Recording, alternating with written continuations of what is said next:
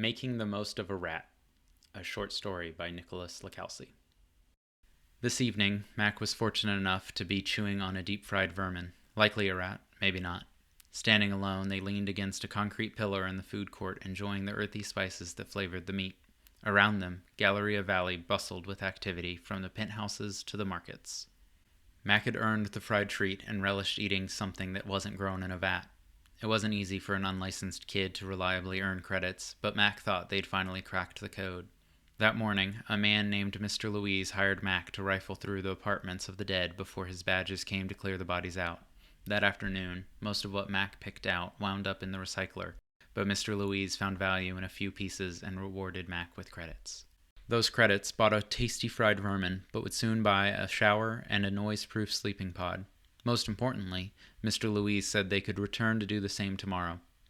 "You're a grave robber." The statement came from a boy with a soft jaw and a patchy blonde beard. He might be a few years older than Mac, but they still thought he'd lose if the two fought. "Everyone I've ever robved's been alive," they replied, nibbling the burnt bits off the skewer. Most people didn't eat these bits, and Mac had made many meals by hanging out near a vermin stall collecting old skewers to nibble on for dinner. They always made the most of a good rat. "I saw you," the boy continued, looking down at Mac. "Coming off level 34D. A scoundrel like you doesn't have any business up there." "Report me to the badges if you care so much," Mac replied, tapping the tip of the skewer, wondering how far it would sink into the boy if he were, by some unfortunate event, stabbed. "It isn't right, stealing from the dead." "Those folks weren't going to use it anymore," Mac said, shoving their shoulder into the boy's and heading down the street. After catching his balance, the boy started after them. "There are proper channels. That stuff's supposed to go to the family or be redistributed." "Proper channels ain't done nothing for me," Mac said, transferring credits into a shower stall. If the boy followed them in, slamming his head into the tile would make him regret it. The boy was clever enough to give them space. The only positive thing about the shower was the warm water, but that only lasted a minute. The stain-covered tiles indicated the auto cleaner broke some time ago, and a human hadn't picked up the slack. The soap dispenser was empty, and the wet and dry sections didn't seal properly, so their only pair of clothes got wet. But it got the grease out of their hair and the layer of grime off their body in the way runoff water couldn't. Max stepped out of the shower stall and found the boy waiting. "You're low on money, I get it," he continued unabated. "I've got plenty of money." And for the first time, they weren't lying. "I can help you make some. You don't have to resort to grave robbing." "They ain't a grave. It's honest work. You're strong. The docks need strong workers." "Docks?" Max scoffed. "I ain't got the training for that. There's scholarships and apprenticeships. That's a problem that can be solved." "Get spaced," Max snarled. They knew enough characters of common tongue to get by, but not enough to be an apprentice. "You could make a life for yourself in the docks," he said as the pair arrived at a wall of sleeping pods. "You could rise higher in the valley." Max swiped their temporary card at the terminal. After selecting a noise-proof pod, the terminal rudely displayed the remaining balance. It was less than half a credit. A platform lowered down to raise Mac to their home for the night. "How are you going to sleep after what you did today?" Mac shrugged. It had never been much of a concern. "Find me," he said, stuffing a scrap of paper into their hand. "There's no future in a life of crime." "Don't know if there's much of a future in anything I do," Max said, crumpling the paper in their fist. The platform lurched off the ground, gears squeaking under the strain of lifting them. Mac dropped the ball of paper once the platform rose a few meters. They aimed for the boy's forehead as he looked up, but the night's wind had other plans. It landed in a muddy puddle next to his feet. Mac crawled into the pod and locked it behind them. The tube was unsettlingly quiet. They rested the disposable skewer near their hand in case someone bothered them in the night. It was unlikely, but they appreciated the comfort. The metal touching metal echoed through the small cylinder. The room wasn't all that different from some of the cracks Max slept in growing up. The mattress had just as many questionable stains as ones you'd find in an alley, and the room had the distinct smell of sex. Above all, the silence made it hard to sleep. They longed to hear some street vendor call out, keeping them from letting their guard down. Mac thought about the future in the docks that the boy mentioned, but those scholarships just locked people into apprenticeships that barely covered license fees. Dock work did more for those in the penthouses than the people in the valley. If Mac didn't freeze to death on the streets, then things were going well. Through that lens, their life was full of blessings, and this pod was heaven. Mac would have another go at searching apartments in the morning and maybe buy 2 fried rats instead of a pod with noise-proofing. Mac woke up to the comforting cacophony of transports honking outside their penthouse window. Their 4-post bed was big enough for a king, and a shiny blade sat on the bedside table. A few dozen years of working with Mr. Louise had served Mac well, and his mysterious disappearance a few years back enabled Mac to inherit it all. Rolling off the bed, they realized the other side was empty. Sophia, the girl that stayed the night, must have gone to get breakfast or just disappeared in general.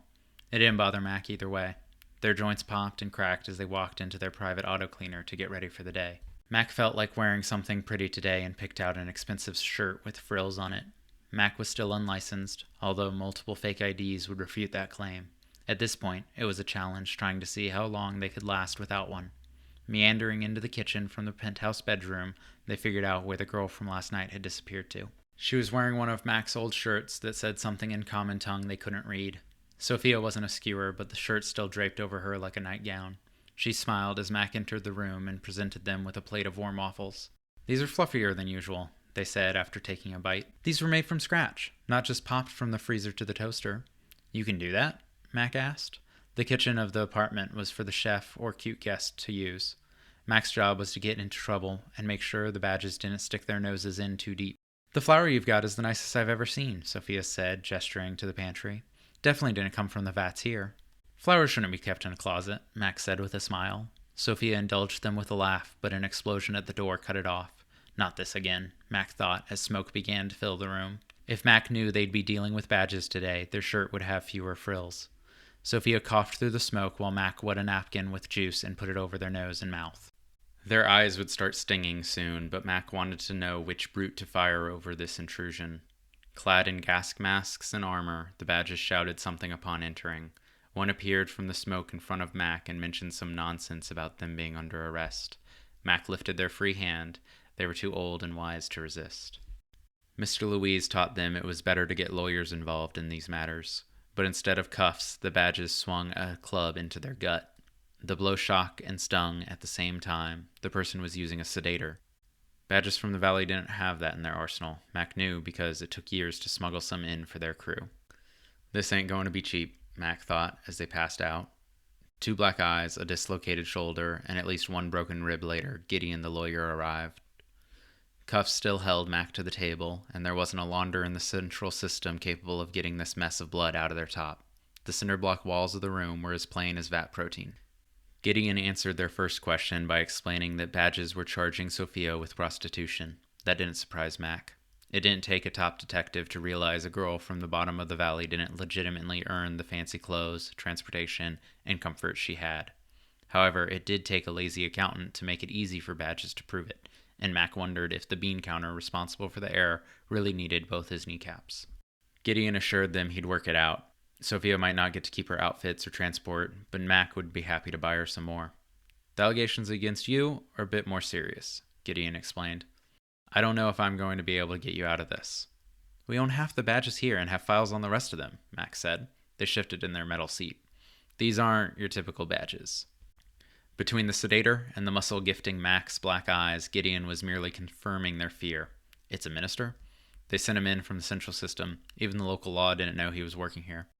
Ministers were high-level arbiters that worked directly for the elders of the central system. If he was willing to bring Mac in, it was a big deal. "We've got Chief Simmons working on something, but he's going to want free shipments for the next planetary orbit." Mac finished with the request the chief always made. "Lifetime." Mac scoffed. "That's going to be expensive." But they agreed. There were ways to limit a lifetime supply of something to only a few planetary orbits.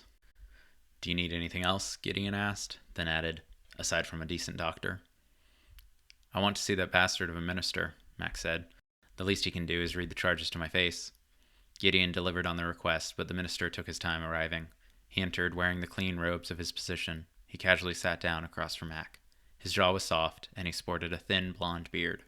"We're charging you with 3 counts of smuggling foreign agricultural products," he said, placing a hand terminal in front of them to review. Ignoring the terminal, Mac squinted at the familiar man, wondering if he was a badge they'd gotten fired. If so, this was an elaborate plot of revenge. "You grew up here?" they asked. "Matter of fact, I did. Mid-level. It was people like you and Mr. Derek Louise that caused our family trouble." Mac shrugged. "Aren't there people higher up causing both of us problems? You can't prove I'm smuggling anything more dangerous than a peanut. There are proper channels for these things. Your proper channels never did anything for anyone. People are starving in the streets without money for food. There wasn't enough food in the valley, and the low quality paired with the exorbitant prices proved it. We have scholarships and apprenticeships to help those people out." Max scoffed, knowing the quality of those programs. Mr. Louise had done more good offering people like them work than any apprenticeship ever could. The minister began reading the summary of their charges, followed by a lecture about how imported plants could harm Galleria Valley's local flora. Mac wanted to make a quip about how a lack of imported plants currently harmed the Galleria Valley's people, but thought it'd be too close to an admission of guilt for Gideon's liking. Finally, the minister concluded his lecture with, "There's no future in a life of crime." Max shrugged. There'd never been much of a future for them from the start. They rattled the chains of their cuffs. "These are a bit uncomfortable. I ain't much of a runner, and you've got enough badges here to catch me if I decide to start up that hobby. I don't think you're going to be a free person anytime soon." The door of the room beeped and Gideon walked in. He put a hand terminal on the table for the minister to review. "Everything you're charging Mix Mac for has legitimate paperwork." The minister reviewed the files, and his eyebrows wrinkled like a brooding storm. "I don't know where you're getting your information, but your records must be incomplete," Gideon continued with a sly smile. "Now please, release my client." The minister cursed the elders he was so faithful to and checked his terminal. Mac let a small smile grow across their face. Mr. Louise always said corruption ran stem to stern. Like rats, it followed humanity to every planet they colonized, and Mac always made the most of a good rat. Hey, thanks for watching and making it to the end of the video. If you enjoyed the story, please consider subscribing. If subscribing isn't your thing, then liking the video is an easy, non-committal way for you to let me know you enjoyed it. You can find this story and others like it on stepintotheroad.com. There's a link in the description. If there's something else you want to hear me read, leave a comment and let me know. Until next time, look both ways before you step into the road.